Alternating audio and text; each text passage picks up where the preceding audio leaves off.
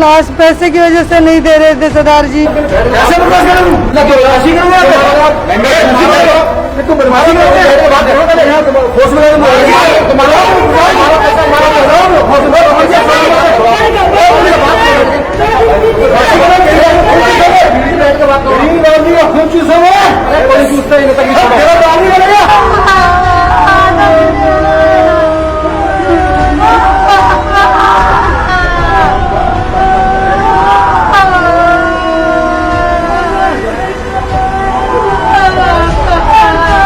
कल से हमको डेड बॉडी नहीं दे रहे थे, बोल रहे थे आप पैसे जमा करो तभी देंगे, तो उससे पहले हम नहीं दे सकते।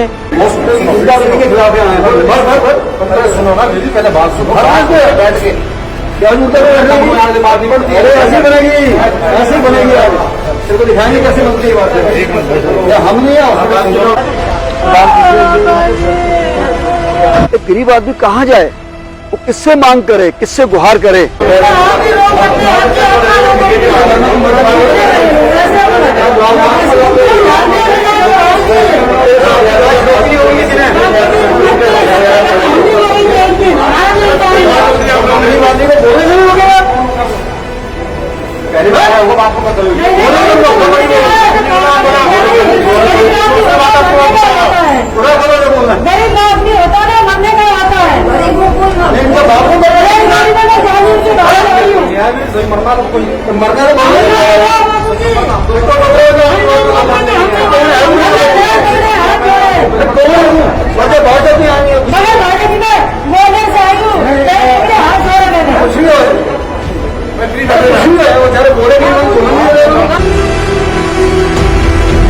कैसे लाए बाबूजी, हमारे पिताजी मर गए, हम क्या करें, कहाँ से लाए बाबूजी। बहुत गरीब है, हमने पैर तक पकड़े यहाँ पर, लेकिन कोई हमारी सुनने के लिए फरियाद तैयार नहीं है।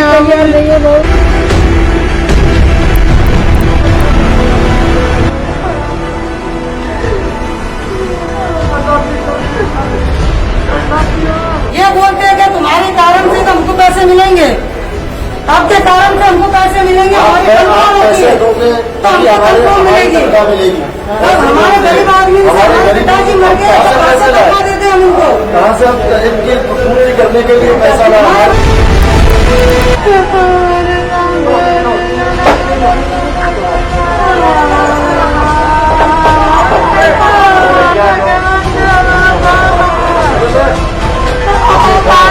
अभी जब उनसे सुबह बात हुई तो हमको हमारे पिताजी की डेड बॉडी दे दो, हमने पैर तक पकड़े उनके, तो बाबू जी दे दो, हम मर जाएंगे, हमारे पास शरीर के सिवा कुछ नहीं है। फिर भी वो बोलते नहीं, तुम 75% आ जाओ सामने पैसे लेके, हम उसमें से 25% सामने आएंगे, ऐसे बोलते हैं। 75% की हमारी हैसियत नहीं है, हमारे तो 5% की भी हैसियत नहीं है, तो हम 75% कहाँ से आ जाएंगे। लेकिन ये डॉक्टर बात नहीं सुनेंगे ना, हम भगवान मानते डॉक्टर को, बाबू ये भगवान मानते, लेकिन यहाँ के हराना करते हैं। भगवान नहीं है, तुम्हारा गरीब मर गया तो मर गया, पैर पकड़ते हैं हम, गरीबों के खून चूस रहे हैं कोरोना की आड़ में।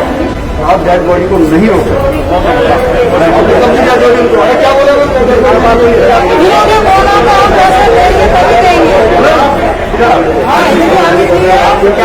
ये बात बोलिए, जब आप अगर 75% हमारे को दोगे तो ही आपको जैसे हम आगे बढ़ेंगे, ऐसी बात नहीं। यही ऐसा नहीं होगा, बाड़ी लो, यही बात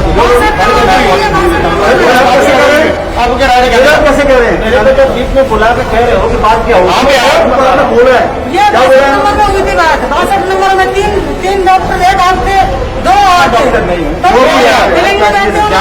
शादी के बाद तो हमको ये फाइल ले लेके भेजते। आगे सरदार जी, आपने भगवान बन के हमारा मदद किया है, आप हमारे लिए वाहिगुरु का रूप बन के आए हैं, सच्चे पातशाह बन के आए हमारे लिए, हमारे पिताजी के लिए, गरीबों के लिए आप भगवान बन के आए। जेवर वो बेच दिया था हम लोगों ने, बाकी लड़के ने जो जमा कर रखा था थोड़ा बहुत वो भी पे कर दिया हमने।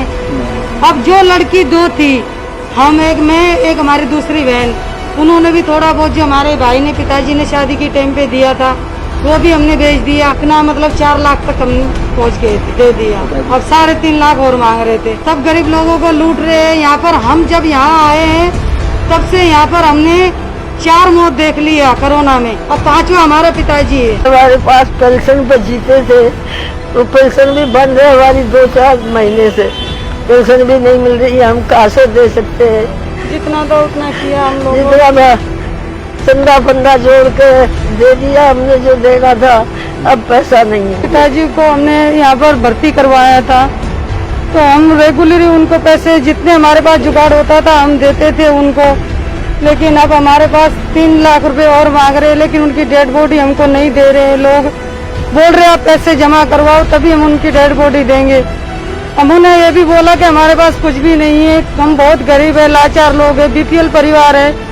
लेकिन हमारी ये बात सुनने के लिए होली फैमिली हॉस्पिटल वाले राजी नहीं है। बहुत परेशान है हम कहाँ से लाएंगे सर? हमारी हालत देखो आप, हमारे पास कुछ नहीं है। जो था अभी तक हमने लगा दिया। अब हमारे पास क्या है? खाली इतनी उम्मीद है कि हमारे पिताजी के शव को ले जाए और उनको जैसे अंतिम संस्कार किया जाए उनका। काशीराम जी हैं, ये भी उनके सुपुत्र हैं। इन्होंने आज शहीद भगत सिंह सेवा दल में फोन किया और मैं यहाँ पर खुद अपने वॉरियर्स के साथ हम आए हैं इनको न्याय दिलाने के लिए। ऐसा है कि बहुत परेशान दुखी थे हम लोग। इधर से उधर देख रहे थे कि क्या करें, कैसे किया जाए, कहाँ जाए। तो सरदार जी का हमारे को पता चला कि लोगों की सेवा कर रहे हैं। शहीद भगत सिंह सेवा दल, वहाँ पर मैं कांटेक्ट किया, फोन नंबर लिए, पेंटी जी से हमने बात की, तो ये हमारी मदद के लिए आगे आए हैं। क्योंकि हम तो बिल्कुल यहाँ बिल्कुल कुछ भी नहीं है हमारे पास, बिल्कुल परेशान है।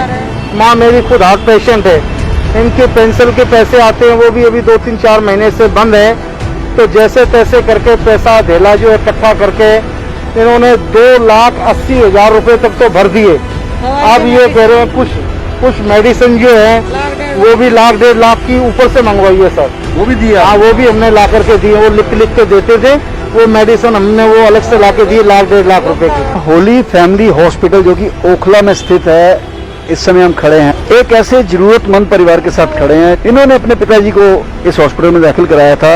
जब दाखिल कराया था तो उस समय क्या बीमारी थी और बाद में उन्होंने फिर उसको कोरोना बनाया। अब उनकी हालत, आर्थिक हालत देख सकते हैं। इस आर्थिक स्थिति के बावजूद लगभग 2,73,000 रुपया ये हॉस्पिटल में जमा करा चुके हैं। श्री बाबूलाल जी, उनकी डेथ हो गई है। समस्या वही आ रही है जो पूरी दिल्ली में आ रही है इस समय। जो हॉस्पिटल हैं इस कोरोना काल में, कोरोना का नाम लेके पहले तो अनाप शनाप बिल बनाते हैं और फिर लाश देते समय वही कंडीशन डाल देते हैं कि पहले पैसे लाइए फिर हम लाश देंगे। आज इस परिवार से 3,52,000 रुपये और मांगा जा रहा है कि आप दीजिए तब हम लाश देंगे। अब आप देख सकते हैं कि जिस परिवार की आर्थिक स्थिति है, आपको लगता है कि 3,52,000 रुपये अपना मकान बेच के भी दे सकते हैं। आज दिल्ली के अंदर इस कोरोना के महाकाल में किस दरिंदगी के साथ ऐसे गरीबों को तंग किया जा रहा है, ये आपके सामने है। हमको उनके फूल दे रहे बाबूजी 2-3 महीने।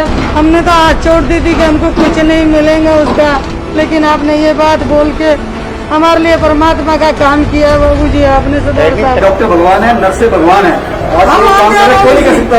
लेकिन वो हॉस्पिटल वाले हैं जिन्होंने इस समय धंधा चला रखा है दिल्ली के अंदर, जो भ्रष्टता, जो नीचता कर रहे हैं। आप दिल्ली के अंदर देख रहे हैं, लाशों से पैसे कमा रहे हैं, लाशों से।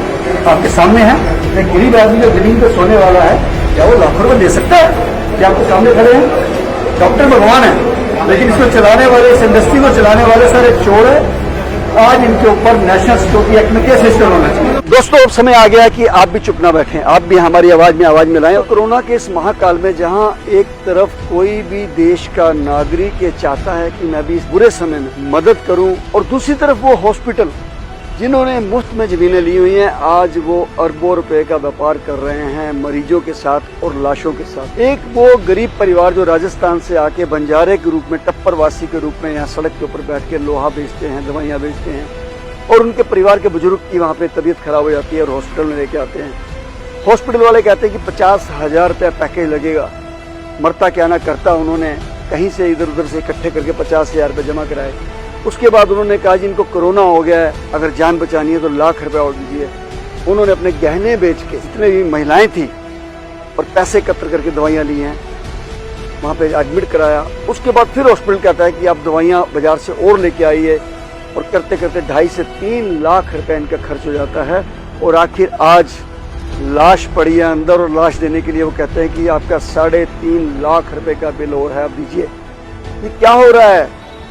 अगर दूसरी स्टेट्स के अंदर बीपीएल परिवारों का मुफ्त इलाज हो सकता है तो दिल्ली में क्यों नहीं? राष्ट्रीय राजधानी पर लोगों की लाश देने के लिए हॉस्पिटल वाले लाखों रुपए मांग रहे हैं। दोस्तों, आज जो मुहिम शहीद भगत सिंह सेवा दल ने चलाई है, हमारे हिंदुस्तान के हर नागरिक से निवेदन है कि आप हमारा इस मुहिम में साथ दीजिए। मरने वाले नागरिक के भी अधिकार है। वैसे ही महामारी से मर रहे हैं, बेरोजगारी से मर रहे हैं, ऊपर से हॉस्पिटल वाले जो फेस्टिवल मना रहे हैं और लाखों रुपए के बिल मांग के उन परिवारों को उजाड़ रहे हैं। और काफी ऐसे परिवार भी हैं जो इस कारण सुसाइड करने के लिए मजबूर हो रहे हैं। तो मैं आपसे निवेदन करता हूं दोस्तों, मेरे देश के नागरिकों, अगर आपको लगता है कि शहीद भगत सिंह सेवा दल ने जो मुहिम चलाई है वो सही है तो आप भी अपना साथ दीजिए, आप भी अपनी सलाह दीजिए, ऐसा संदेश दीजिए जिससे हमारा ये मनोबल बढ़े। जो लोग इस कोरोना काल में नाजायज फायदा उठा रहे हैं उनको कहीं ना कहीं तो सजा मिलनी चाहिए। और मैं तो ये कहता हूँ सीधा सीधा कि उनके ऊपर NS से लागू होता है, नेशनल सिक्योरिटी एक्ट क्यों ना लगे और वो जेल में क्यों ना जाएं। अगर आपको लगता है कि आपके पड़ोसी पे हमला हो रहा है और आप चुप रह जाते हैं तो हो सकता है अगला नंबर आपका लगे। इसलिए आपको भी चाहिए कि आप जागरूक हो जाएं और ऐसा कोई भी व्यक्ति अगर उसके साथ अन्याय हो रहा है, आप शहीद भगत सिंह सेवा दल पे फोन कीजिए, तुरंत प्रभाव से हम उसके ऊपर एक्शन लेंगे और उनको न्याय दिलाएंगे। इसको ज्यादा से ज्यादा शेयर करें और अपने कमेंट्स लिखने ना भूलें। धन्यवाद। जय हिंद दोस्तों।